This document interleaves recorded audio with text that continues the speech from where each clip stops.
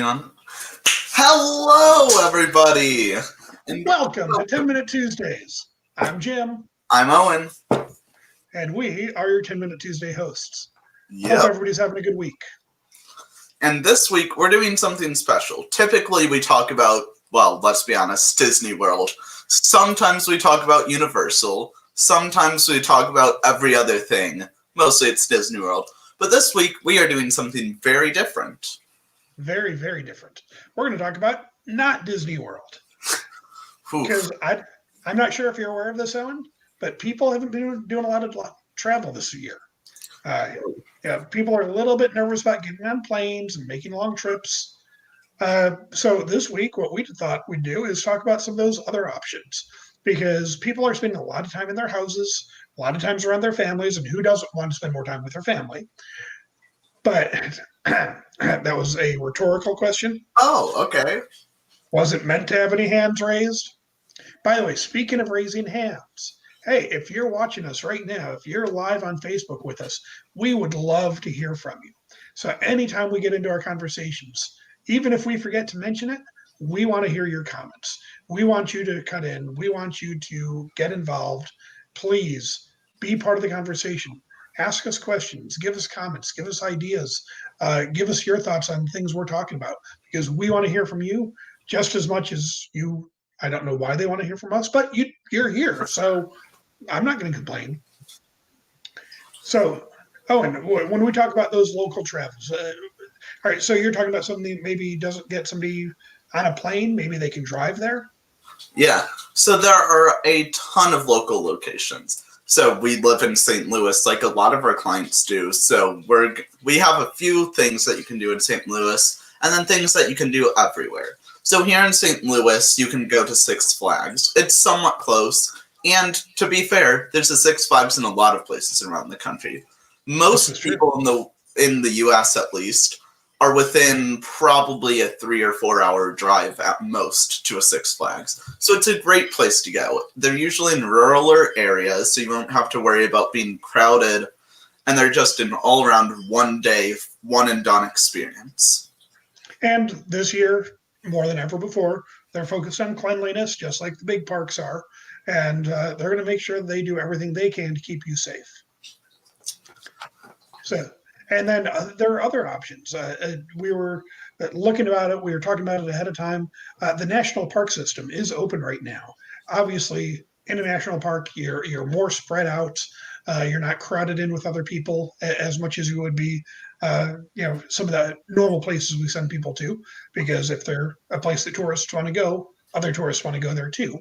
National parks are a little bit more spread open that way, and they're a little bit more educational. Also, some really interesting things to see. Do yourself a favor, do a Google search. What are some national parks within 2 hours, 3 hours, 5 hours, whatever you think you can make on a comfortable one-day drive. And there are other things. You can visit smaller cities. Like, they don't have to be big metropolises. They can be smaller, more local cities. For example, Walt Disney's hometown of Marceline, Missouri. Walt Disney's, well, you know what? I've been there. You have? I have. I was there just a couple of weeks ago. Do you have anything to show? In fact, I do. I've got a slideshow. I get to show you what I did on my little vacation. Oh, and I forgot to put this in presentation mode. Nice. So what we're going to do, just going to show you a few things. I'm not going to bore you with a giant presentation here, but to give you an idea as far as what things look like in Marceline, which, if you weren't aware, is the childhood hometown of Walt Disney. And the picture that you see up on the screen there, it's really neat. It is the hometown museum for Walt Disney, for Marceline. Marceline, by the way, is about about 2 hours away from Kansas City, about 3 hours away from St. Louis. So to give you some idea as far as what you're looking at, travel time. And I will say, to be totally honest with you, it's a little bit of a boring drive. It's a lot of rural land, and there are a lot of hidden treasures there. A really neat place to visit. I will tell you, there is one restaurant open for breakfast and lunch, and there is one restaurant open for dinner, and they're actually two different restaurants. Not sure why it works that way, but it works for the town that they live in. And it's a great town. What you're looking at is actually the old train station. That was actually the train station that Walt would visit when he went to Marceline and when he lived in Marceline. Um, but they've actually changed it into a museum, and it is way bigger on the inside than it looks like on the outside. We spent, I think, 3 hours there. I truly could have spent a couple of days in there. The artifacts, absolutely amazing. Now, this is actually my favorite picture of our trip because I am literally walking right down the middle of Main Street, USA. That is Main Street in Marceline. That is actually the Main Street that Main Street USA in both Disneyland and Disney World and the other Disney parks is actually fashioned after. And it's interesting because there are some parts of Main Street that you look at and go, okay, I can absolutely see where they did that for the Disney parks. And then there are other parts you go, okay, I'm not quite sure what they were seeing there. But it's absolutely true to the identity. This is what the town is. It's a really neat place to visit. And in fact, if you look on that screen where the roof line kind of drops down a little bit, that's actually where we stayed. And it was actually pretty cool to be able to look out my window and look down Main Street, USA. So then inside that museum that I mentioned, this is Walt Disney's elementary school desk that he sat in. And in fact, you can see it. There's initials WD right here. I'm pointing to it with the mouse arrow there. And you can see it more close up, obviously, when you're there. And there's actually a picture of Walt and Roy Disney having visited Marceline as adults, and they're pointing to the WD on the desk. And there's a picture of that in the museum. Really, really neat. Another piece of that museum is the Marceline Midget Autopia.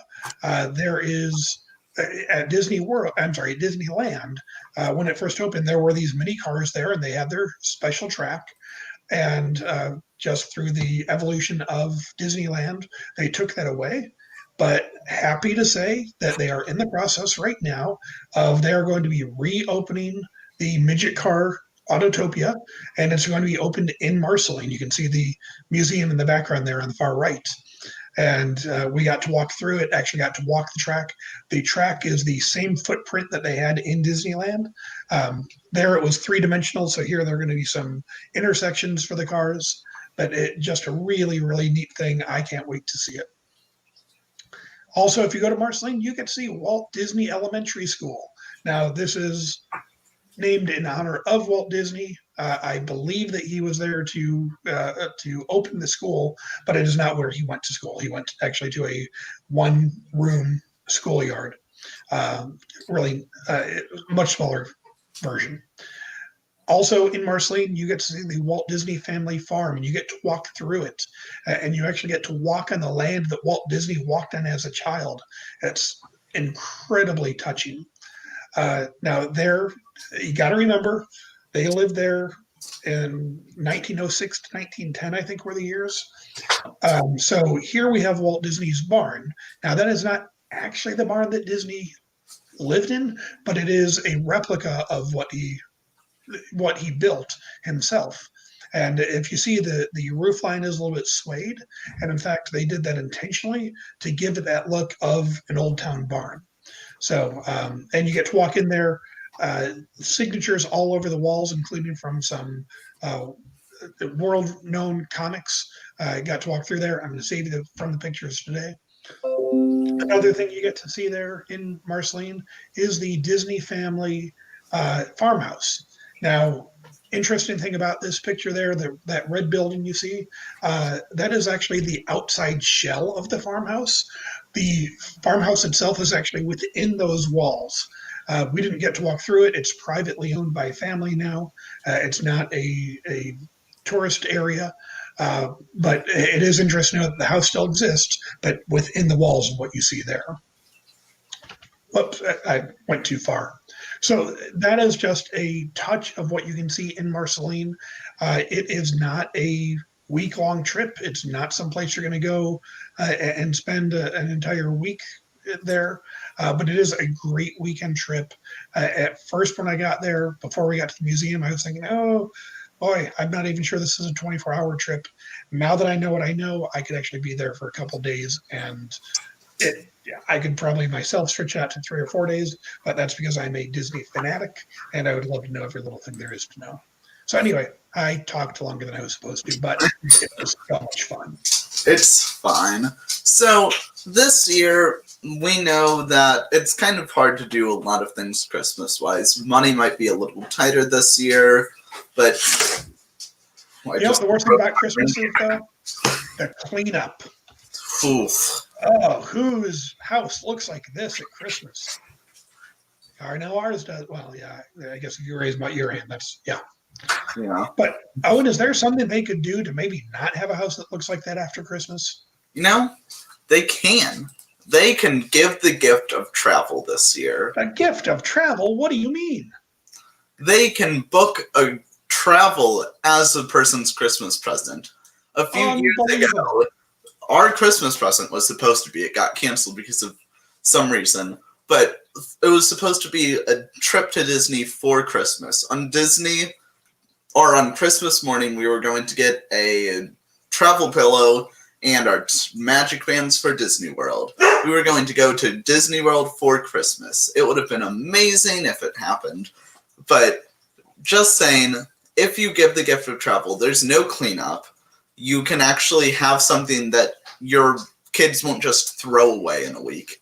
They'll actually... memories forever.